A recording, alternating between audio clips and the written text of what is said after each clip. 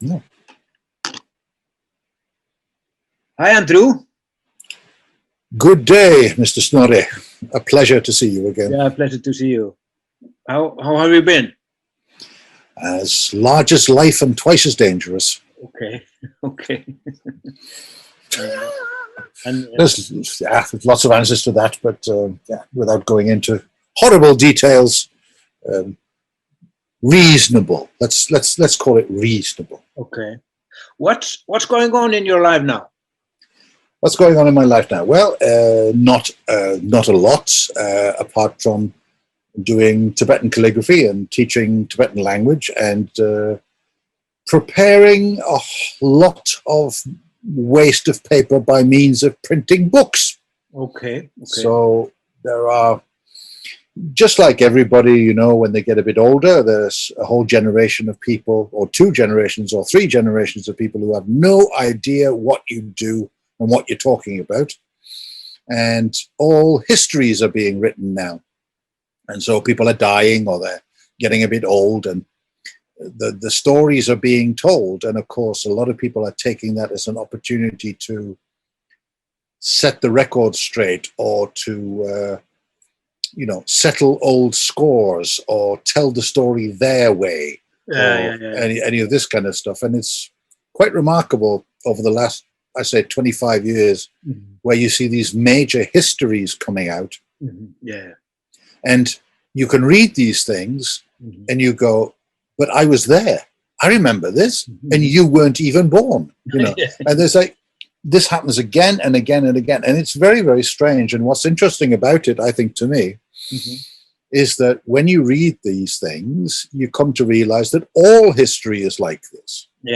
Actually, it's all like this. And everyone who writes a piece of history has their own agenda and their own viewpoint and their own perspective. And it's just because it happens to you, you see it maybe for the first time. And that's really strange when it hits you almost physically. Especially when there's like, this person is talking about something and you were there in that room, and you know that that person wasn't in that room. No, exactly. And the victorious that write the story, write the history, and It's very, and it's a perfectly natural process, I suppose. The best story wins. So if that's actually what wins in the end, and a story which is not true, which is exciting, or a story which is true but is true but unexciting, we know which one they're going to pick. So this is when you've grown up before all of the electronic, the ease with which things can be altered electronically. If you grew up in the days of printed encyclopedias, where these were the facts and nobody disagreed about this is how things were. It's kind of weird to find that everything is really plastic. And you sort of knew it intellectually. You knew that it was like that, but until you read about something that involves you, then you go, oh, right. Yeah, actually, it reminds me on the practice we made when I visited you in Pärnu the other day. When how to with the practice you made to go to another person, or go to right, from different perspectives. Exactly. And there's no way to actually take completely somebody else's perspective. I mean, I can, we can sit at a table and I can go around the table and sit where you were sitting, and I might be able to take up the exact same position, but I'll never be able to do it at exactly the same time as you. So there'll always be a slight difference. So you can always get close to the picture, but you can never get quite there. There's always something missing, some element, whether it's space or time, or there's all sorts of other elements which can influence it. So and people experience things in a different way, and exactly. That's the other thing, is that it's not just data. It's a whole experience. So someone who's eaten a bad burrito for dinner and is sitting there all uncomfortable on their insides, is going to react differently to someone who's, who's just been for a 10-mile run. It's the internal state influences how you take things in. Exactly. So, and also it goes the other way around. This is why the old saying that you should never make a cook angry. There's a lot of truth in that, And That's anything that somebody produces it's going to be influenced by the state that they're in. Totally. So you can either do this consciously or you can do it unconsciously. And some people, of course, are very attracted to the negative side, where someone is totally depressed and singing into their cheap bottle of wine in their attic, and like, I must write a poem. And some people are attracted to that. It's a sort of teenage thing. It's like sometimes it looks like it seems like it's the frequency. You can choose what frequency you're going to stay on the absolutely positive one or negative one, or and then there are lots of things that we don't know, and that's actually it was a very nice experience for me when I realized that we don't know much. We know right. I think they talk about this in many philosophies and practices, but don't know mind is actually something very valuable. And I don't know how it is, obviously in all of the West, but most of the West, it seems to me that we're told that we always have to know. So if we don't know something, there's something wrong with us. And it's a very negative thing. And we're sort of forced, when we're asked a question, we don't want to say we don't know. We make up the closest thing we can get in our minds at that moment. It's like, well, it must be something like this, and we give some sort of explanation, which seems to be a good answer, because rather than give nothing, we give this answer, which might be true, it might not be true. It doesn't matter. Otherwise, we look bad. And that's what it's all about. It's about losing face in front of other people. It's not about what is true or what is not true. It's about whether you look good to someone else or not. Fear of the opinion of others. That's the biggest reason on earth. Exactly. Exactly. Well, like my friend Willem used to say, what other people think about me is none of my business. No, exactly. I think because to know that, to actually know what somebody else actually is thinking, you'd have to have led the same life as them up to that moment. You'd have to know what they think about dogs or football or politics, or did they have a bad childhood or a terrible childhood? Did they have an allergy to wheat? Do they have, all these other kinds of things? When I talk about dog, when I say the word dog, you have a picture of a particular sort of dog comes up into your mind. And you might like them and you might not like them. You might be allergic to them. It might be a big dog, a small dog. I don't know. I don't know that. But we can be general about it, and we can say dog, and there's a concept of this thing on 4 legs, which makes a lot of noise, and, blah, blah, blah. But the specifics, we don't know. And that gets worse as soon as we have something like politics or education or art. Oh, for God's sake, how are we ever going to agree about what the hell that might be, Now, I was reading about the science where, they have a proof that our experience can change our DNA. So, and DNA, it goes through go to your children, and so there are lots of.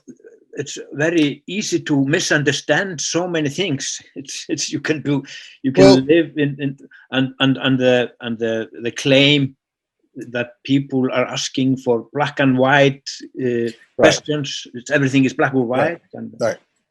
Well, I can, for me, I see that as being like from 2 places. And the first is from the whole idea that we have in Western languages, which are based on Aristotelian logic. So it comes from the Greek. It comes from the Greeks.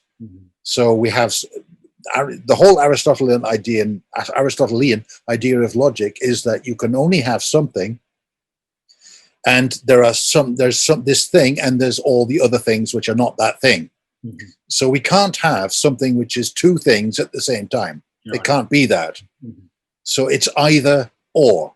Yeah. It's yes, no, black, white, on, off, mine, yours, right, wrong. Yeah. It's a binary system. Yeah. And the problem with that is that if it doesn't fit in to either of those extremes, what happens is that you squash it into one of those holes. Exactly. Yeah. So if we have, for example, an example I very often give is that you have the English word friend, and what do you have as an opposite to that? It's enemy. Yeah. And what do you have in between? Yeah, it's a very interesting. Yeah, so you have maybe acquaintance or colleague, maybe, but there's a North American Indian language which has 27 words for this. So you can say, well, Snotty, I like you, but I wouldn't go hunting with you. Yeah, exactly. Right? So you can express a huge amount of gradations in between. If you can't express those fine levels, they don't exist for you. So somebody is either your friend or they are your enemy, and there's nothing else in between. Or you are right or you are wrong, and you can't be somewhere in between. Interestingly enough, Ireland has, in the legal system, they have three. They have you're guilty, you're not guilty, or you're not guilty, but you're guilty, but we can't prove it. Yeah. Right? And America used to have it as well. In the very, very early days, they used to have it as well. But it's these in-between bits that get cut off, that get thrown away because we don't have a category to put them into. So that makes everything like that. And the second thing is this desperate clinging to security. Now, obviously, everybody wants to be safe and, all this other kind of stuff. But the idea that there are permanent things, that things will always have been, I mean, for example, one of the modern science has this idea of laws. So we have this idea of the law of gravity, the speed of light. We have these things which are in physics are called constants. So these things never change. So if we are to accept evolution, why don't the laws evolve as well? Exactly. Yeah. Why don't they change as well? And they say, well, no, because they've always been the same. We say, well, how do we know they've always been the same?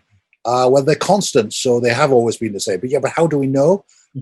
We don't look because they're constants. So it's these assumptions. But that comes from a very deep place that humans want to be secure.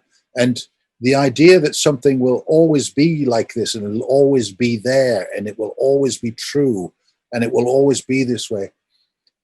In recent years, computers have made this worse because technology forces, not just computers, but technology forces you, or encourages you, maybe it's a better word. It encourages you to think, well, okay, that menu is always going to be in that place. So I will always know where to find that if I go looking for it. And it gives you a sense of security. It gives you a false sense of security. And this little world inside this small screen, it's controllable. It's manageable. You have the illusion that it is something that you're going to be able to it's not going to let you down. It's not going to do something completely unexpected unless it breaks. And that leads people to think, oh, well, the rest of life must be like that. So they carry it over, and it is no longer a metaphor.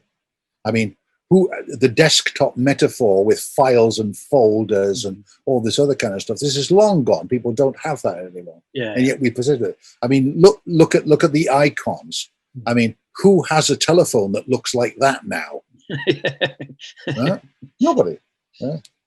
When was the last time a kid that uses an iPhone, when was the last time they saw an envelope for mail, you know? And yet we still use these things as if it's, you know, everybody's going to understand it. So there's this, the first thing is this desperate need for security. Yeah. Yeah. Because if you can't find that in other people, you demand it of them. Mm-hmm. And what's such a common thing is people say, "Oh, you let me down. You didn't do what you said you were going to do, etc., etc." But if you look at yourself, me included, everybody included, you let yourself down far more times than you let anybody else down. You promise yourself and you say, "Oh, I'll never do that again," or I shouldn't eat like that, or, you know, "Oh yeah, I really will remember to do this," "Oh, I really should start doing this."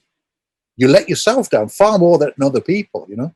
So everybody else gets much harder time because they're not supporting your illusion that everything should be permanent and reliable and, you know, just regular, just some sort of predictable. And then we get all excited when the unpredictable things happen.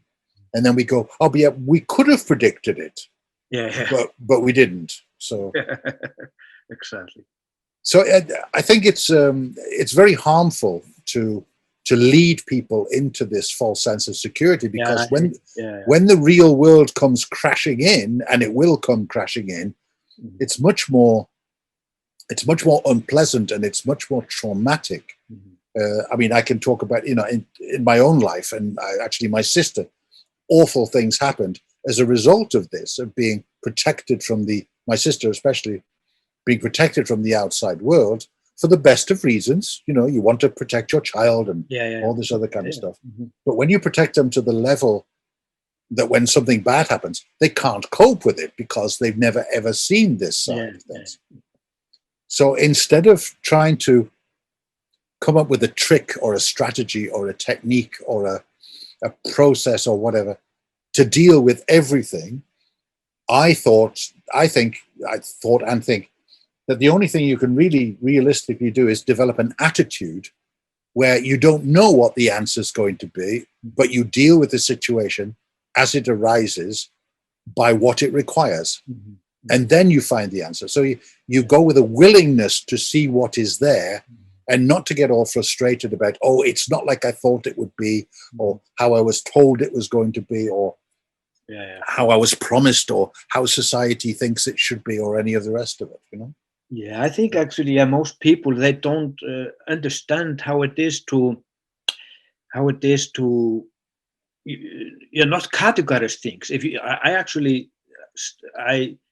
I often most of time I don't like to categorize things or judge things, because I don't need it. I think most people, we don't need it, but people just do it because of we are full of fear. We need to do it. So right.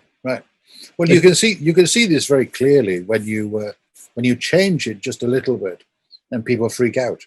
So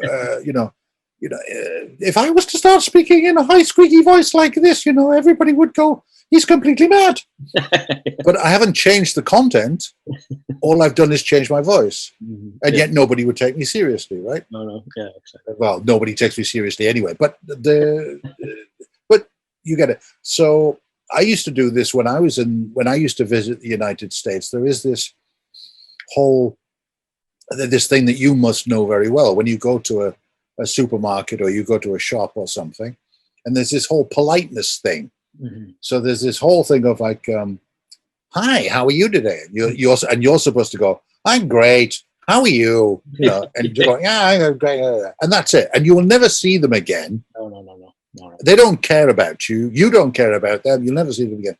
So I used to be very un-American about it. So these ladies who would be behind these cash registers, so they would say, "Hi, how are you today?" And I say, "Well, not too good, really. Like, got this really bad electricity bill, and the cat's been sick again. And, you know, I don't know, I've got this strange spots underneath here." And, you know, and you're just like,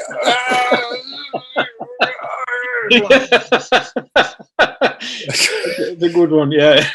And all you're doing is you're just breaking their reality just that little bit. Yeah. And you just see how fragile it is, how it crumbles with the slightest little thing. Do you remember when the volcano in Iceland went off and everybody got stuck in Europe? Yeah. I don't know where you were, but I was in Austria. were you in Austria? Oh, I got stuck in Denmark. Transgraf. Oh, right. Oh, no. Okay. I got stuck in Denmark. And when I went to the airport, there was a queue. I mean, there was a very, very long line of very angry people all waiting. And it must have been kilometers long. I mean, it was really long, going way out of the airport, way back. And I thought, okay, let's observe this. And it was very interesting to see this very long line of people who'd been in some, I mean, I'm not putting it down. I mean, some of them had been in very difficult situations. So yeah, sure.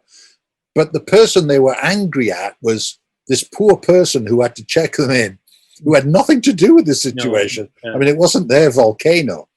So as I got closer and closer, I was noticing just how these people were like sort of crawling into their shell because to protect themselves with this sort of psychic force coming towards them from like hundreds of people. So, you know, why can't you do this faster? You know, all this sort of stuff. Yeah, so when I got now in COVID, people are attacking people that working in right, exactly. So when I got to the check-in to the person doing it, I said, first thing I said, well, it's okay, I'm not in a hurry. And this person just like, it's like,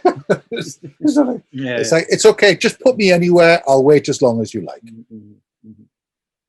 And just for that one moment, this person's world cracked open and suddenly they were reminded that actually it's not that, but it's so easy to do this, you know, is to actually take something which seems to be so unimportant and to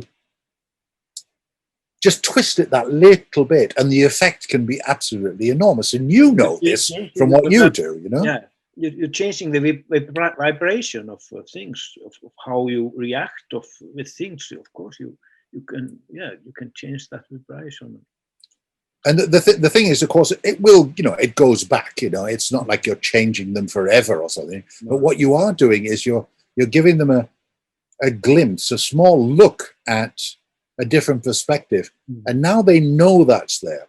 And they might not want to go back there, and you know, but they know there's an alternative.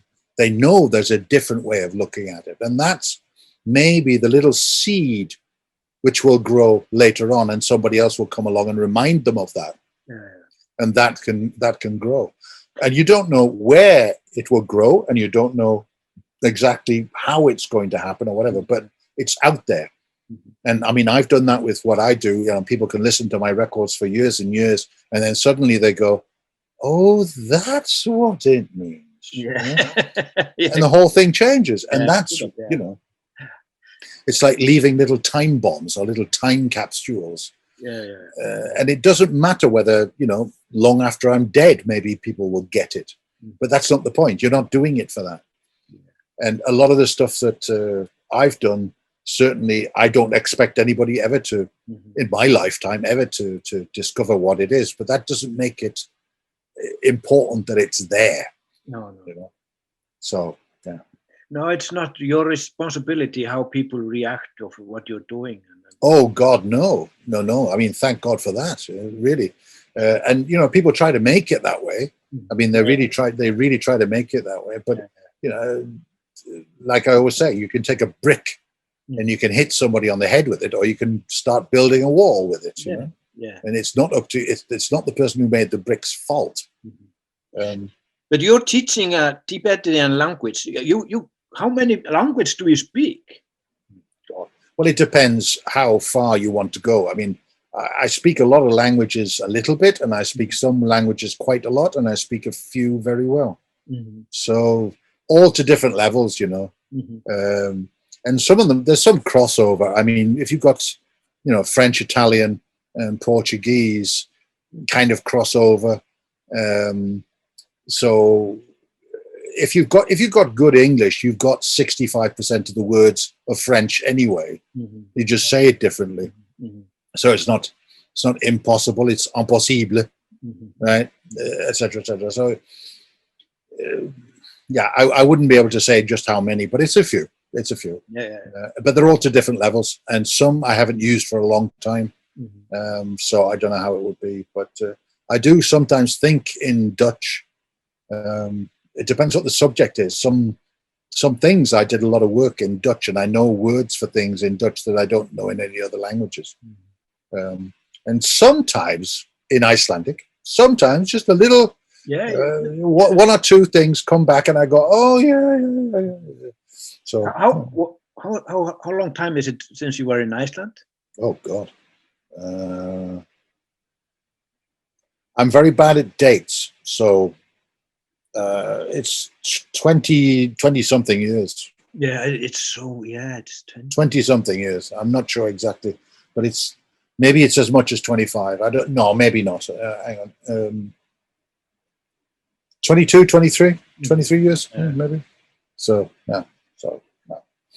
But well, as you know, a lot has changed. I have a feeling I wouldn't recognize it so much if I went back. So I think that the Iceland I knew has gone. I think so. Yeah, but there are some people that haven't changed a lot. So I know quite few of your friends. They haven't changed a lot. Oh yeah, okay. Well, yeah, okay. Maybe there are some permanent things in this life. Then. I mean, yeah. Well, I'm sure the qualities that I was attracted to are there, but I think harder to find, maybe a bit sort of buried, maybe. I mean, I remember just before I left, and I went to the swimming baths, and there was a bunch of young guys in the swimming baths, and like every third or fourth word was an English word, and they were speaking Icelandic, but then they were just, I mean, they have perfectly good Icelandic words for these things, but it just sounded hipper to them to use these English words. And I just thought, when I first came here, there was instructions on the cartons of milk about how to use the language, and there was that radio program on Wednesday evenings, which is Okkur Mál or something like that, I think it was called. And I don't know if they still have that program on the radio. And foreigners were a new thing. I mean, foreigners was a new concept when I first came to Iceland. You'd only just stopped doing that thing where you had to change your name to an Icelandic name. And then Vladimir Ashkenazi made them change it because he married an Icelandic woman. You remember that? Yeah, I remember that. Yeah. And how many years did you spend in Iceland? Well, if you add it all up together, then it must have been 12 years. It must have been 12 years. But the last few years, I was going backwards and forwards between Iceland and Denmark because I had all this security computer stuff, and we had an organization in Denmark. So I was actually commuting between Iceland and Denmark, which is a pretty expensive thing to do. But yeah, for quite a while I was doing that. And when I was... But and is it true that you were working for the CIA? Not the CIA. No. I mean, this is what's so interesting about these stories is when they come back to you. Yeah. You can see kind of where they came from, and you go, oh yeah, oh they must have. No. Okay. Well, okay, I can't tell you all about it because it's covered. Most of it is covered by NATO level 2 security, which is much less exciting than it sounds. So what happened was that I was working in a particular place in Denmark, and I was talking to somebody about a problem that there is on the internet and still is. And I said, well, I had this idea, and maybe you could do this and this and this and this. And he went, ooh, ooh. And he worked in advertising, and he thought, hey, let's sell this to the Danish police. So off he went, and he got us an interview with the Danish police. And the Danish police looked at what I was showing them on my screen, and his eyes popped out of his head. He said, we need this. We want this. We have to have this. So all of these people got dollar signs in their eyes like cartoon characters. And we built a small company of basically old style hackers.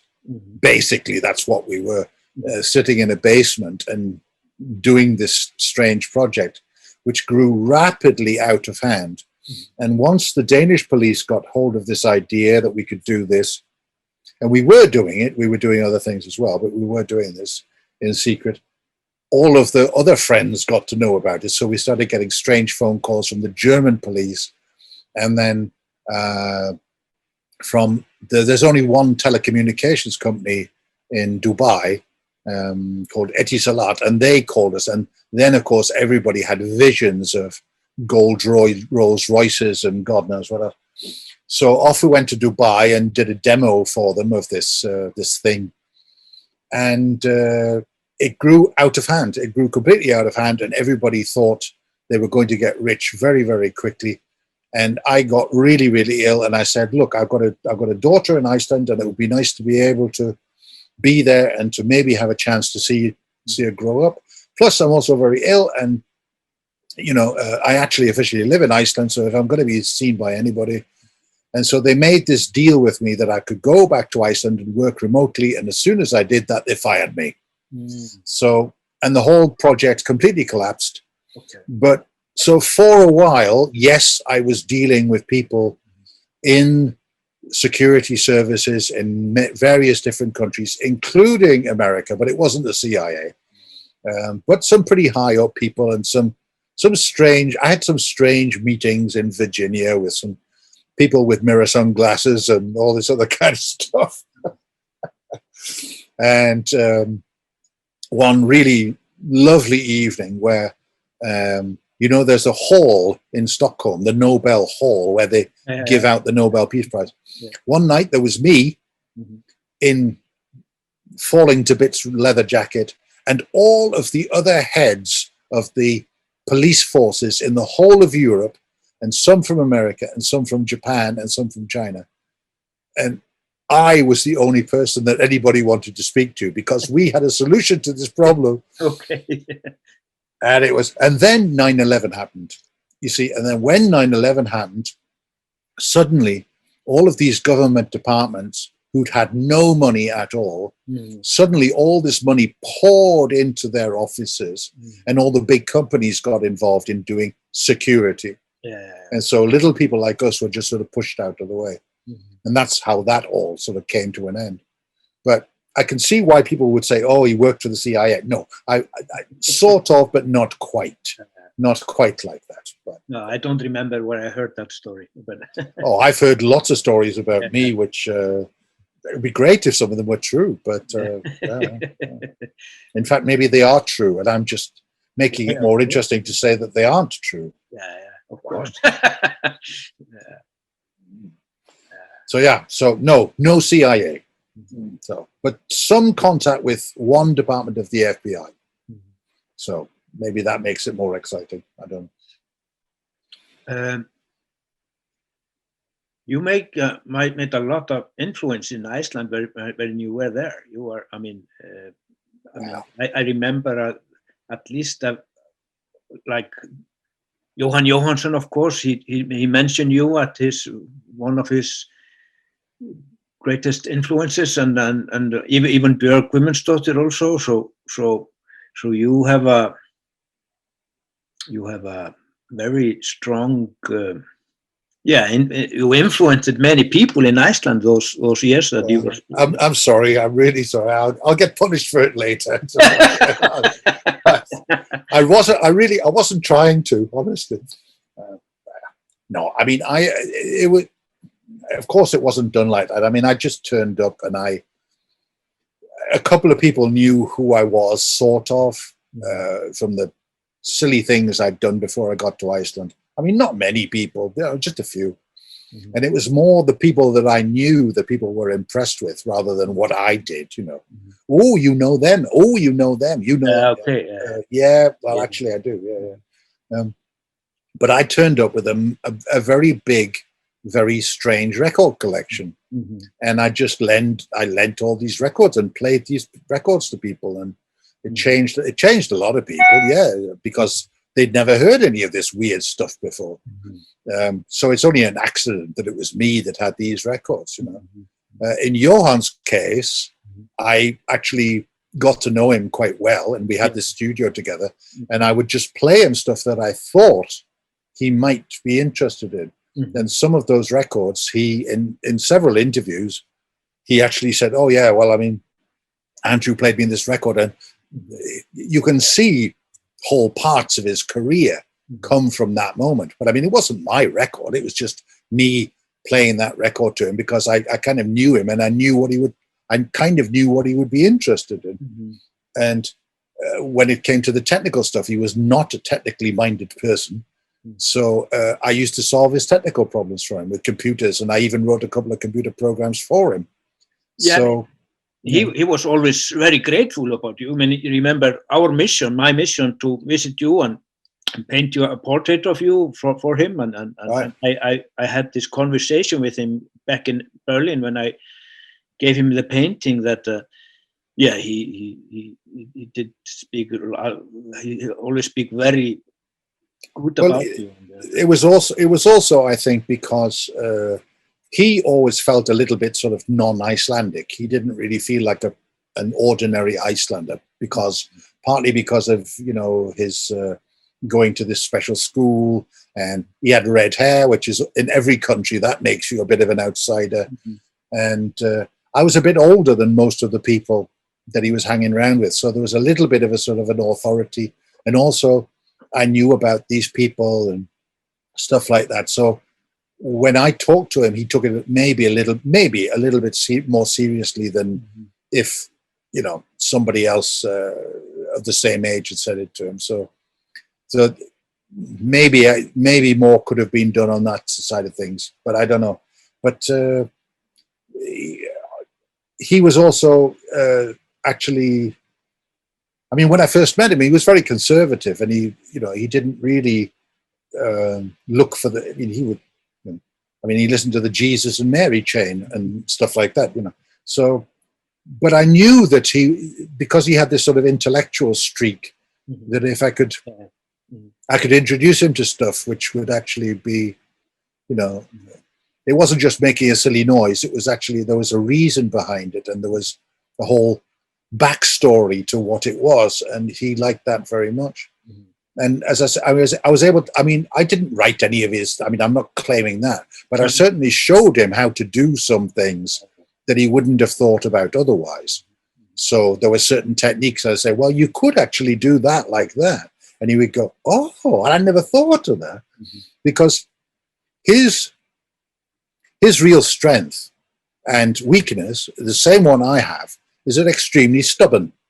So I'm a very slow learner, and he was too. But once we learned something, we learned it forever. It stayed, you know? Yeah.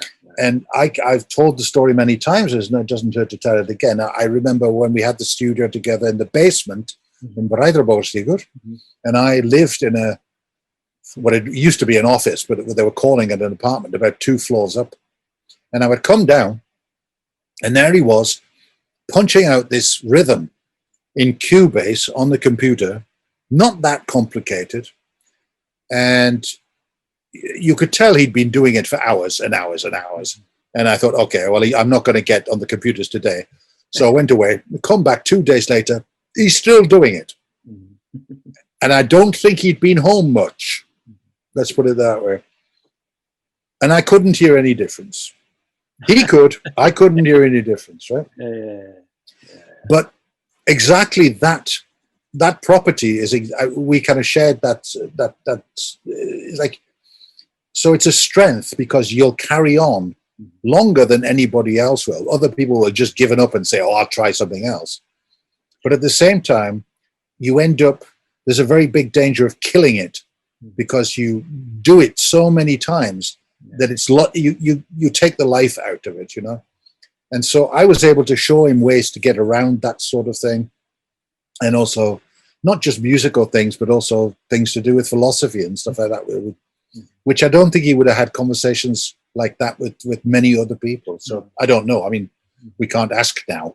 No. So yeah. So I mean, if I did have a positive influence, then fantastic. But he was just very. He was very interested in interesting things, and I happened to be a source of that, and I had lots of that to show him.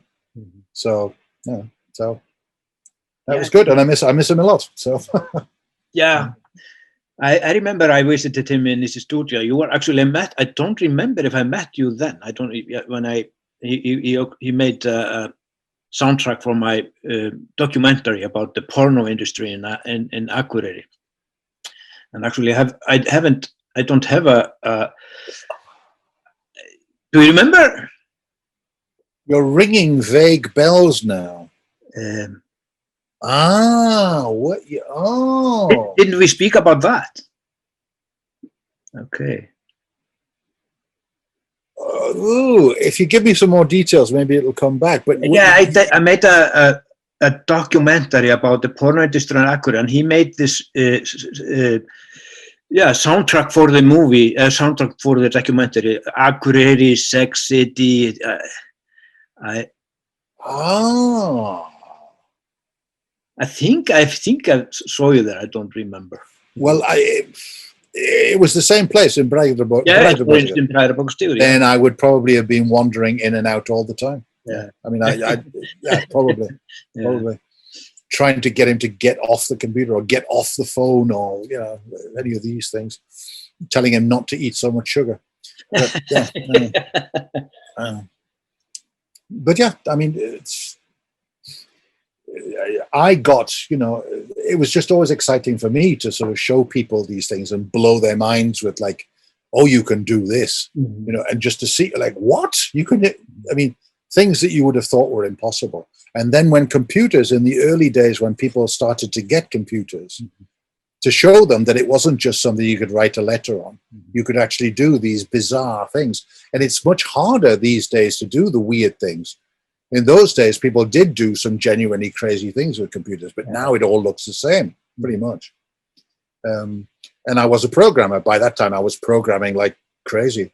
So I wrote a few things for him, and I showed him how, you know, how you could use computers to do this and that and whatever. And well, you know, it obviously had some, and I introduced him to touch, unfortunately, but that's how he got onto that. And, you know, there's all sorts of things, but these are, it wasn't a plan, you know.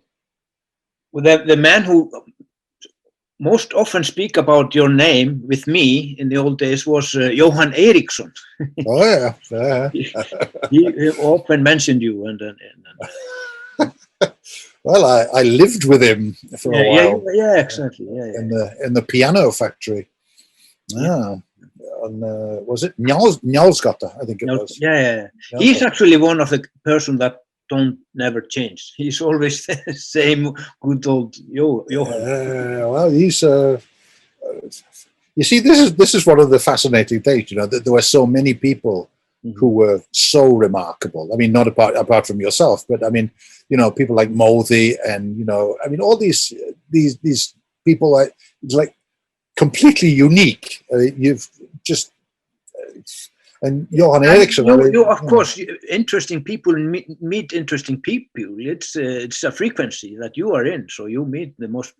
Maybe met most of the interesting people in Iceland when you were there. Maybe. Somebody, I can't remember who it was that said, well, Iceland, you see, it's just that they have everything that everybody else has. It's just that you have like one person doing it instead of 400. Yeah. Exactly. Yeah. So, what was it? Do you know what was his name? Már Gunnlaugsson. Yeah, Már. And his father, who was the Communist Party. Yeah, yeah, yeah, yeah, yeah, yeah. Right, Yeah, right. yeah. And they used to have on Sundays, they used to show Soviet propaganda films in the garage. Yeah. I mean, or that cowboy on the radio, you know, I've forgotten his name, but there's that guy, the guy who broadcast or used to broadcast on pirate radio. He was up in the north somewhere. Yeah, you mean Hallbjörn Hjartarson? Him? Yeah. Him, Yeah. yeah. So, you know, stuff like that. And of course, when I came to Iceland, there was no internet. So there was still, you know, it took a few years before the internet got to anybody in Iceland. And of course, it was more difficult because there were no wires, you know, there was no cable. So it was very expensive to download things and all the rest of it, and you know, all that kind of stuff. So, but I sort of miss that aspect. But again, it's probably changed. You know, I mean, there's probably a lot of because everybody knows everything now, right? Don't they? I mean, actually, they act like it. When I had this doing this security stuff in Denmark, we were asked to come one night to the Greenlandic consulate and talk to them about the internet. So this is a long time ago now. And they were absolutely terrified. And they said, our problem is that young people, when they get to see the internet, they see what the rest of the world is like and they're gone. And we don't have any young people in Greenland anymore. They've all gone. And yeah, what can we do? You know, and this is one of the little knowledge is a dangerous thing. You know, that thing. And of course, when it's all gone, everybody will want it back. And there is a little bit of that had already started to go by the time I left Iceland, because things were definitely going to change. There was this whole economic thing where, I mean, pretty much everybody knew that everything was going to fall to pieces. Nobody knew it was going to be that bad, I don't think. But I mean, Johan left at more or less the same time as I did, Johan Johansson, and a lot of people actually, because the price of the price of apartments, the price of rent in Reykjavik was like the same as New York. It was the same as Paris or something. It was insane. If you could find somewhere to live. I mean, and that was a big if. So, and I see a similar thing happening here in Estonia, which is now becoming European. So when I first came here, they still had their own money, and it had only been a few years since they had been Soviet. So these whole notions of having a choice in the supermarket or, you know, any kind of freedom of any, you know, these were all new things. Like nobody knew what they were. And now it's not so much in Pärnu and the smaller places, but if you go to the capital city, there's all this glass and steel, you know, there's all this kind of stuff going up, and the same shops you see in any European city, and the same. And it's becoming what, again, my friend Willem used to call a high standard of standardness. So it's, you know, what he also used to say was that's the problem with democracy. Is that you want chocolate, another person wants strawberry, and everybody gets vanilla. It's sort of what you wanted, but it's not quite what you wanted. It's not exactly what you wanted. No, so it's typical, And the problem is that you can't really put the genie back in the bottle. So once it's gone, you can't put it back again. You can't really. Otherwise, you end up with a situation much like I understand it to be in Japan, where they keep the outside of the culture, but there's nothing on the inside. They don't know what it means anymore. They have contact with only the wrapping or the clothes or the architecture style or whatever it is. But what it actually meant, they don't really know anymore. And that's really what you end up with, this sort of coca colonization. You know, it all becomes this sort of supposedly equal society. Some people are more equal than others, obviously. So anyway, that's a long answer to that one, but yeah. But why Pärnu? Why Pärnu? Why Pärnu and why Estonia? I had lived in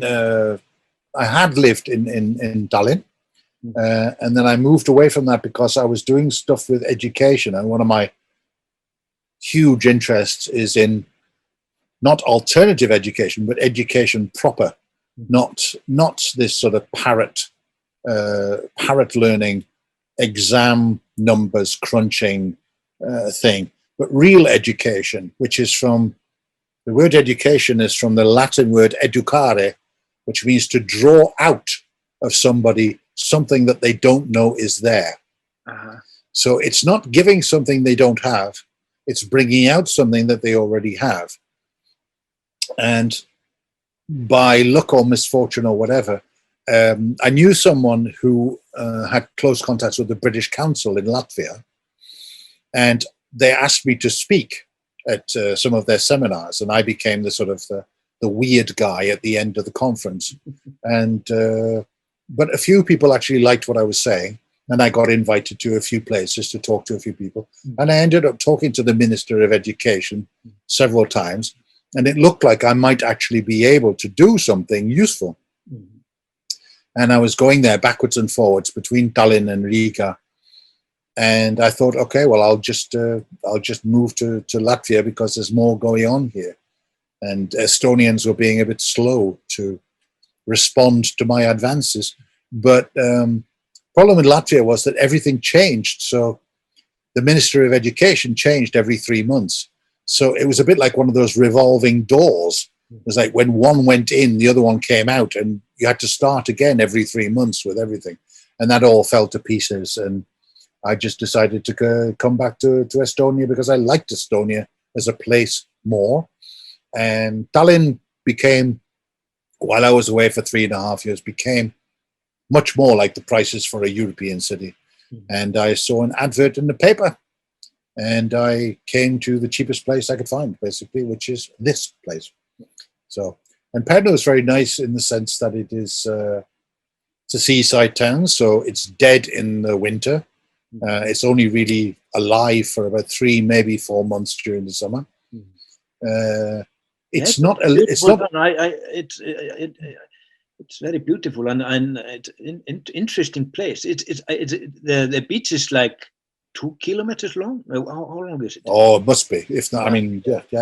It's strange to see like white sands on the beach.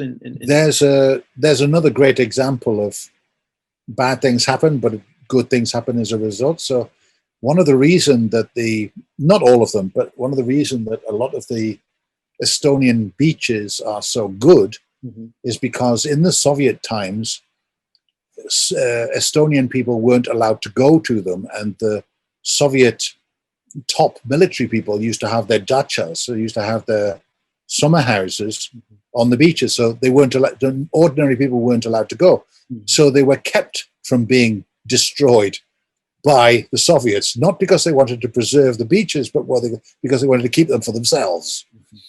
So today they're in a lot better shape than if they hadn't been taken over. And the islands, I mean, you had to have a special permit and have family or whatever to go to the islands and all this other kind of stuff. So a lot of those were protected as well.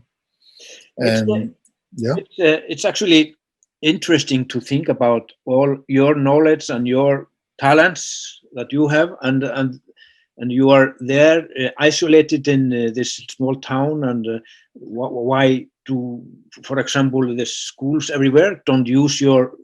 What do you think, or what's the explanation about that? Well, there's a large web of interconnected reasons, but one of the major ones is finance, because education departments are not run by teachers, they're run by accountants.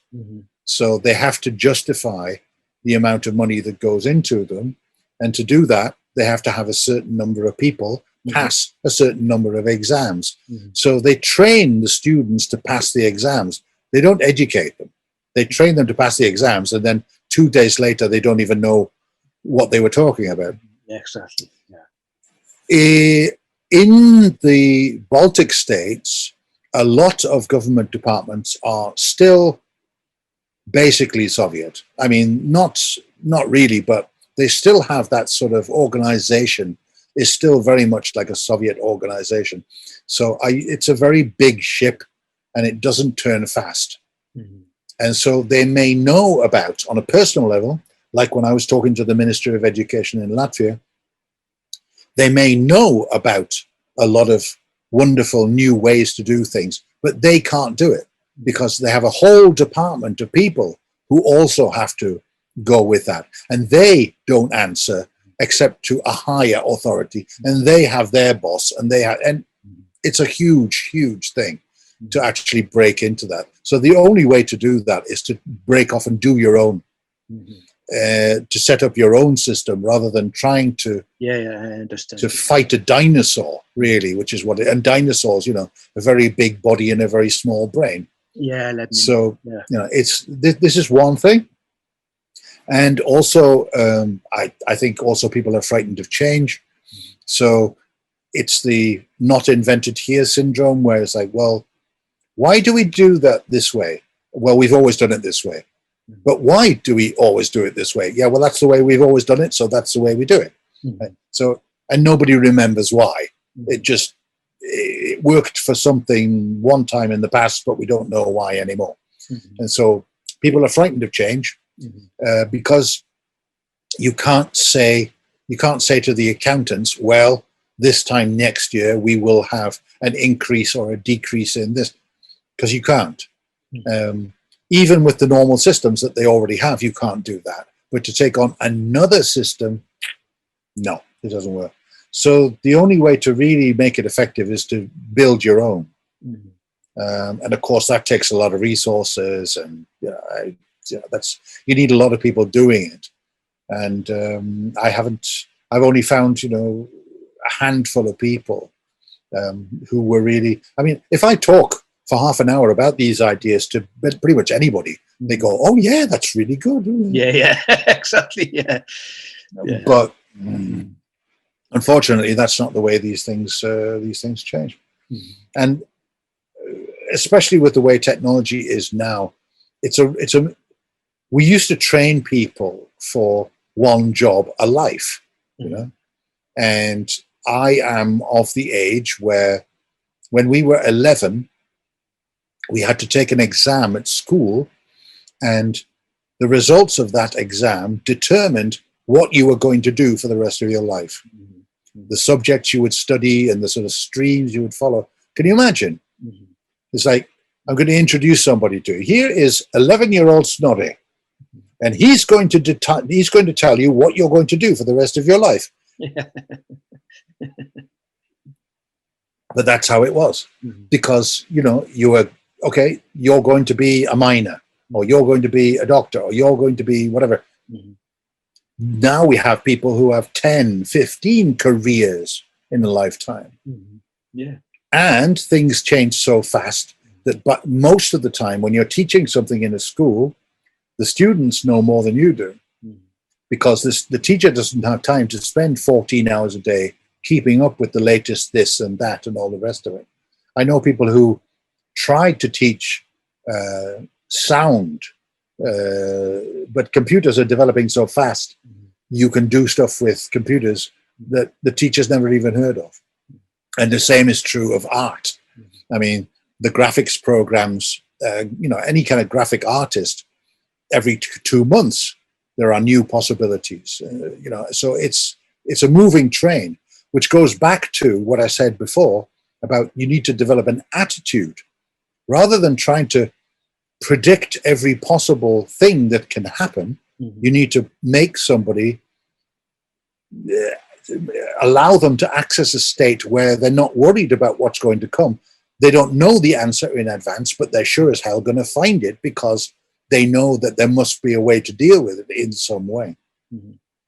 And that's really, there's a great definition of intelligence that I heard, I think it was last year, which is really good. And intelligence is knowing what to do when you don't know what to do. And that is really trying to program people so that they will always have an answer before something happens, there's always going to be an exception.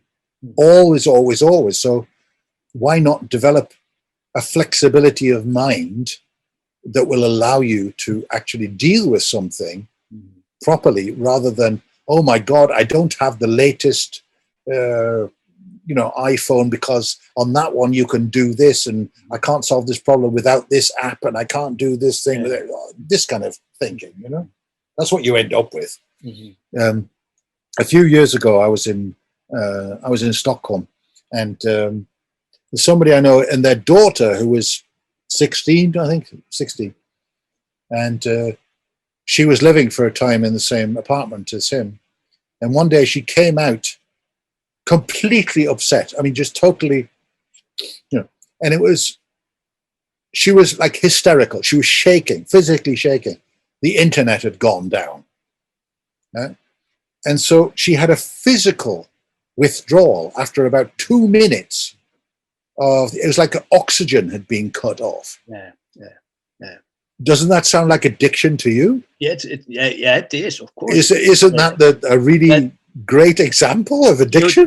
Totally. This is probably most of people today. I mean, yeah. And I would argue that being addicted to anything is not a strong position.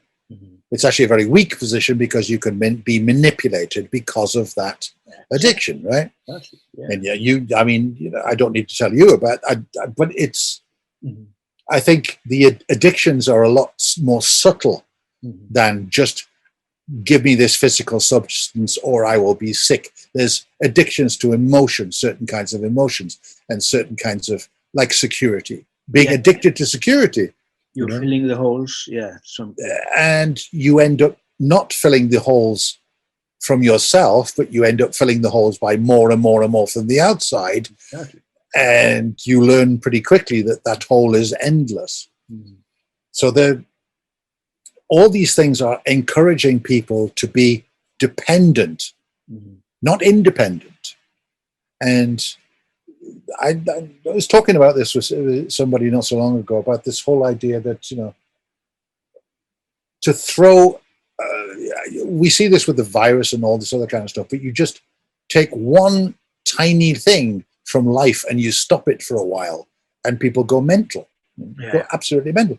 So you turn off the electricity in a modern city for 5 minutes. Just take that away, or you water, or any of these very, very basic, what they call the invisible stuff. If your plumbing goes wrong, I mean, you never think about plumbing until it goes wrong, and then, my God, where's the plumber when I need one? So this whole movement from being independent, which was, of course, one of the big punk things, and all this other kind of stuff, we've gone to a situation where you don't fit into society unless you're dependent now. That seems to have gone 180 degrees for me. It's not about individuals. Individuals don't survive very long now. It's like Malcolm McLaren, not long before he died, was talking about that we now live in a karaoke society. It's like if you can't sing along, exactly. If you can't go along, then when I was a kid, musicians were people who could, you couldn't copy. The amazing thing about them was that they could play or sing or, my God, I'll never be like that. I'll never be able to do that. And you would just wonder at it. Now, if you put something out and people don't feel like it's the boy or girl next door, or you feel equal to them or something like that, they don't sell, because that's taken as arrogant. You're putting yourself above somebody else, and that's all gone now. Yeah, exactly. So I don't know if this is giving you what you want, but but for maybe to end this, what is your goal now? What is your goal? Well, there's several, but the main one would be to start. Well, one depends on the other. I mean, I'm still trying to get some kind of physical situation sorted out so I can actually do more physically, because these illnesses have stopped me doing a lot over the last what, almost 30 years this has been going on now. There are a few projects which we were talking about the whole idea of history, and there's some things I would like to sort of get sorted out from the past, which that would be a good thing. But I would like to get I would like to give back as many of these things as I've been lucky enough to get from other people. And that's why I set up these workshops, which of course can't do at the moment because of the whole virus thing. And it's not really possible to do them over the internet, because you need real-time feedback where you can touch, and there's a physical element to it, which you could do a little bit of it over Zoom or Skype or whatever, but not really. What I would really like to do is I would like to be able to give people these techniques and these attitudes and these, like the old joke, I've suffered for my art and now it's your turn. Exactly. But I've suffered so you don't have to. So there's a whole bunch of stuff that I can show people, and not just artists and musicians, but I mean, a lot of what I'm talking about applies to just about anybody who's doing anything creative, and that covers everything really. So just to get it so that as many people as possible have access to these things, because there are a lot of things in life which are supposed to be complicated but aren't, and there's a lot of things which are supposed to be simple but aren't. And it's nice to know which is which, and it can be very, very effective. I mean, there's just if I had a positive influence in Iceland, I would like to be able to do that for as many people as possible. Not that I'm very great at things, it's just I messed around in different fish ponds to them in an order in an order that they didn't follow. So I basically have put together things that are not supposed to be put together. And that's how you get some of these great accidents, X-rays and penicillin and all this other kind of stuff. These are all accidents. And you don't get to have great inventions or great leaps forward with logic. No. We always say later, oh, well, we could have done that logically, but actually we don't. So, so that would be the main goal. But I have to take care of the physical aspect before. I mean, if I can't even leave the house because I can't walk properly, it's not really very helpful. But it seems I have a reasonable way of explaining things. I mean, when people have given me feedback from these teaching things, they say, "Oh, you explained that in a way. I've been reading books about this for years, and you've explained that in a way which now I completely get it, and I didn't get it before." Yeah, actually, I experienced you like that. I mean, when we met in Pärnu a few years ago, and we met a few times at that time, and we spoke about 2 or 3 hours every time, and it was mind blowing for me, and I know that you are a great teacher, and it's sad that you. Yeah, actually, I would like that you would have the more opportunity to give all that you have, and I would, yes. So answers on a postcard, please. Because we had we were talking about getting me over to Iceland and doing it there, but of course that didn't work out, and I don't know.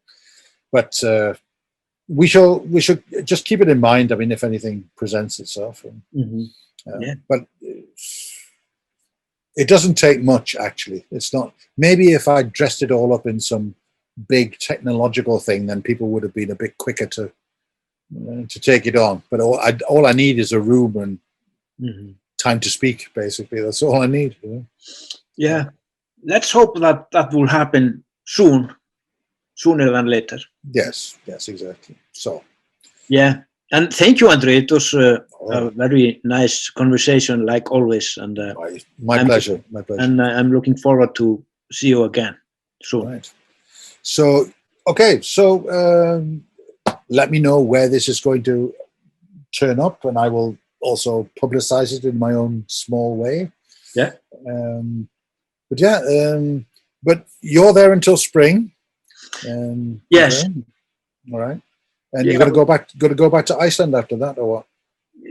Yeah, possibly yes. Possibly yes. Possibly. Okay. Until you get the next offer. Yeah, I don't know. I just allow life to happen, and I don't know if I have. Yeah, somehow. Yeah, no, you seem to be doing all right. You look good actually as well. That's yeah, good. thank you. You too. I'm very happy. I'm very happy, and yeah. That's what I like to hear. Right. Okay. If you want to do this again sometime, it's fine. I mean, yeah.